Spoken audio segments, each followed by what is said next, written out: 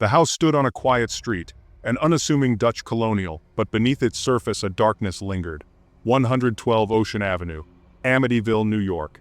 The name alone sends shivers down spines.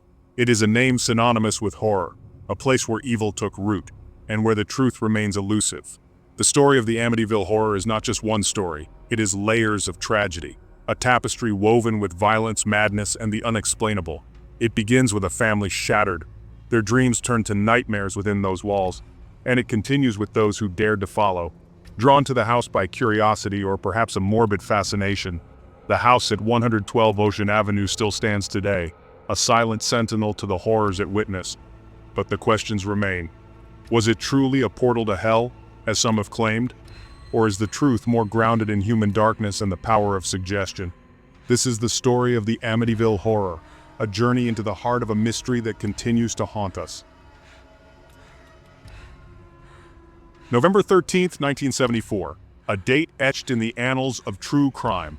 The DeFeo family, seemingly ordinary, met a horrific end. 6 lives extinguished in a night of unimaginable violence. Ronald DeFeo Sr., the patriarch, Louise, his wife, their children, Dawn, Allison, Mark, and John Matthew, all gone.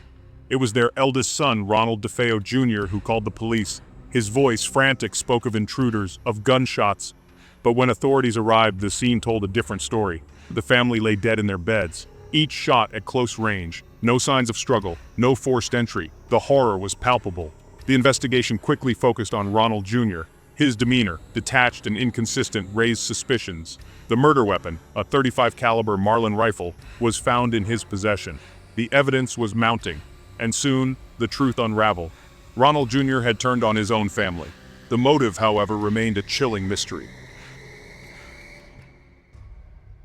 The trial of Ronald DeFeo Jr. captivated the nation. The young man, once part of a seemingly normal family, now stood accused of a horrific crime. His defense, orchestrated by attorney William Weber, centered around a plea of insanity. DeFeo Jr. claimed he heard voices, dark whispers that urged him to kill.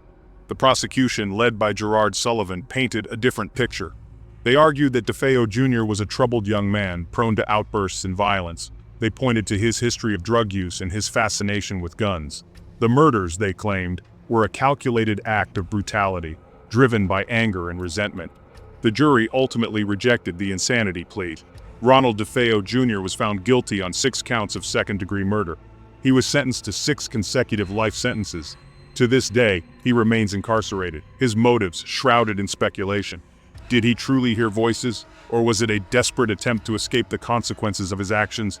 The questions linger, a haunting reminder of the darkness that can reside within the human heart. December 1975. Just over a year after the DeFeo murders, the house at 112 Ocean Avenue had new occupants. George and Kathy Lutz, along with Kathy's 3 children, moved in. They were aware of the house's history, but they believed they could overcome it. They were wrong. From the moment they crossed the threshold, the Lutz family reported a series of disturbing events: cold spots, foul odors, strange noises. The children, especially young Missy Lutz, claimed to see shadowy figures. Kathy felt an oppressive presence, as if being watched. George, initially skeptical, soon became a believer. His personality changed. He became withdrawn and irritable. The phenomena escalated. Objects moved on their own. Swarms of flies appeared in the dead of winter. Kathy woke to find herself levitating. George claimed to have seen red eyes staring at him from the darkness. The family was living in a waking nightmare. Their dream home had become a prison of fear. Section 5: Cold spots and flies in December. The phenomena at 112 Ocean Avenue. The Lutz family's experiences at 112 Ocean Avenue were as varied as they were terrifying.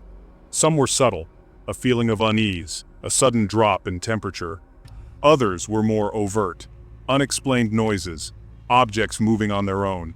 Each incident chipped away at their sanity, fueling their belief that something sinister was at play. One of the most commonly reported phenomena was the presence of cold spots, areas in the house where the temperature would plummet without explanation. These cold spots seemed to move, shifting locations as if controlled by an unseen entity. Adding to the unsettling nature of these cold spots was the overwhelming stench of perfume that often accompanied them, a sickly sweet aroma that seemed to cling to the air. Another disturbing occurrence was the infestation of flies, not just a few, but swarms of them. This was particularly unsettling given that it was the middle of winter. The flies seemed to be drawn to George Lutz, buzzing around him incessantly, almost as if they were drawn to something he couldn't see. The flies, coupled with the other unexplained events, served to solidify the Lutz family's belief that they were not alone in the house.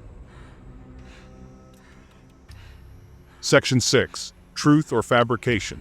The credibility of the Amityville haunting. The Lutz family story sent shockwaves through the nation.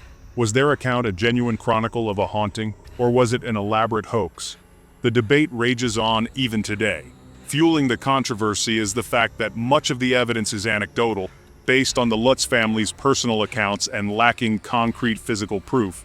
Skeptics point to inconsistencies in the Lutz family story, changes in their accounts over time, and the lack of corroborating witnesses to some of the more outlandish claims. They argue that the Lutzes, burdened by the house's history and perhaps seeking financial gain, embellished their experiences, turning a series of explainable events into a paranormal media sensation. Believers, however, point to the sheer terror exhibited by the Lutz family, the consistency of certain details across different accounts, and the fact that the family fled the house with only the clothes on their backs, leaving behind their possessions. They argue that the Lutzes were victims, targeted by forces beyond their comprehension. The truth, as is often the case, likely lies somewhere in between. A combination of genuine fear, the power of suggestion, and perhaps a desire for notoriety.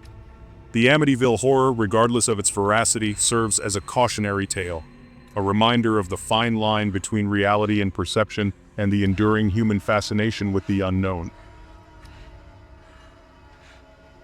Section 7. The Ripple Effect. The Amityville Horror in popular culture. The story of the Amityville Horror, regardless of its authenticity, struck a chord with the public. It tapped into our primal fears, the terror of the unknown, the vulnerability we feel in our own homes. The story quickly transcended the realm of true crime and became a cultural phenomenon. In 1977, Jay Anson's book, The Amityville Horror, became an instant bestseller. It brought the story to a wider audience, cementing its place in the annals of horror. The book spawned a franchise of films, each one capitalizing on the public's insatiable appetite for the paranormal. The house at 112 Ocean Avenue became an iconic symbol of horror, a pilgrimage site for curiosity seekers and paranormal investigators alike. The Amityville Horror also had a profound impact on the paranormal investigation field. It brought the concept of haunted houses into the mainstream, inspiring countless individuals to explore the unknown. The story, regardless of its veracity, continues to be debated, analyzed, and reimagined, a testament to its enduring power to both terrify and fascinate. Section 8. The Enduring Enigma. What truly happened at Amityville? The Amityville Horror remains an enigma, a puzzle with missing pieces. Was it a genuine haunting, a case of mass hysteria, or a clever fabrication? The answer, elusive as ever, continues to be debated.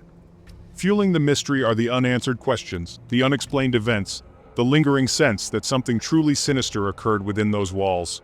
Some believe that the house was built on an ancient burial ground, a place where the veil between the living and the dead is thin. Others speculate that the violence of the DeFeo murders imbued the house with a malevolent energy, a darkness that latched onto the Lutz family, amplifying their fears and manifesting as paranormal activity. Whatever the explanation, the Amityville Horror continues to captivate our imaginations. It is a story that has been told and retold, each retelling adding new layers of speculation and intrigue. The house at 112 Ocean Avenue stands as a silent testament to the enduring power of fear, a reminder that some mysteries are never meant to be solved.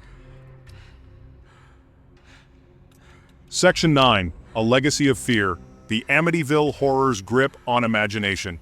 The Amityville Horror, despite the passage of time, continues to hold us captive. It is a story that has seeped into our collective consciousness, a cautionary tale whispered around campfires, a source of endless fascination for those who seek to understand the unexplainable. The legacy of the Amityville Horror is not just one of fear, but of enduring mystery. The house at 112 Ocean Avenue, though no longer associated with the Lutz family, remains a source of morbid curiosity. Tourists still flock to the site, drawn by the legend, hoping to catch a glimpse of something amiss. The house, now a private residence, stands as a stark reminder of the events that transpired within its walls. The Amityville Horror serves as a testament to the power of storytelling, how a single location can become a canvas for our deepest fears and darkest imaginings. It is a story that will continue to be told and retold, each generation adding their own interpretations and fears. The Amityville Horror is a story that will forever be etched in the annals of the paranormal, a chilling reminder that some houses, like some stories, are best left undisturbed.